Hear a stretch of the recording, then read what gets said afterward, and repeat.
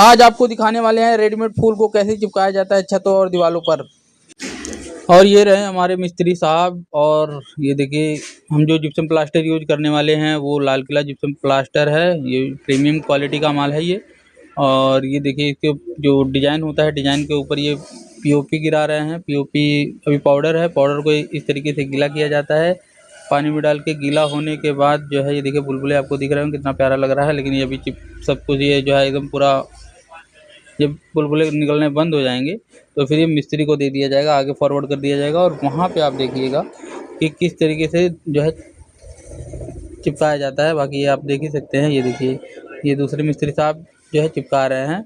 इस तरीके से जो है इसका फाइनल टच होता है और ये फाइनल हो गया। हम इसकी गारंटी लेते हैं कम से कम आपको 15 से 20 साल, ये कहीं नहीं जाने वाला यदि सीढ़ा नहीं पड़ता है। बाकी अधिक जानकारी के लिए आप हमारे साथ बने रहिए और आप विजिट भी कर सकते हैं हमारी शॉप।